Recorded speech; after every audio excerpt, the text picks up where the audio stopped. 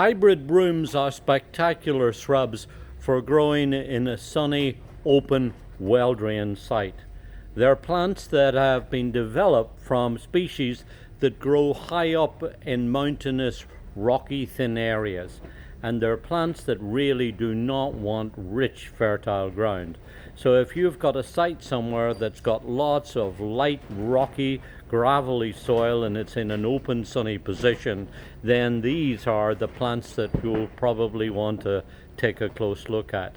And this very nice variety that's called Windlesham Ruby is one that is a bit shorter and more compact growing than most of the other forms, and it's also a bit later. And then when it flowers, as you see, it's really got this amazing deep red velvety like flowers that are produced in profusion on the growth that was made the previous year.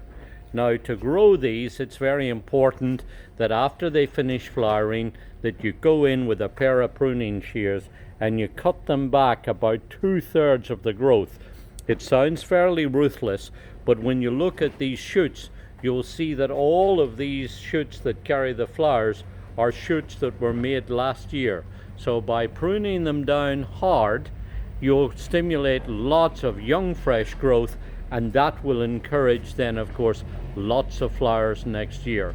This particular form, as you see, also has a nice kind of arching habit, so it's very good to put in an elevated site like a bank or a hillside or somewhere like that where you can get this cascading habit. I think it's a little unfortunate that these are sometimes called Scotch Brooms as a common name. That is both inaccurate and misrepresentative of these varieties. The first is the Scotch Broom is Cytisus that grows high up in the mountains with yellow flowers, and it is unfortunately a very invasive species. These, on the other hand, are complex hybrids that have multiple species in their background. That means that they do not set seed anything with the frequency of the Scotch Broom, and that's why I think it's unfortunate, because these plants are sometimes labeled as being potentially invasive when they're not.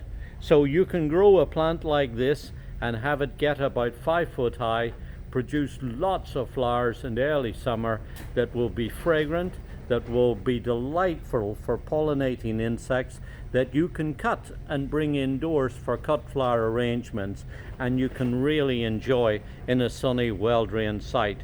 This is Cytisus Windlesham Ruby.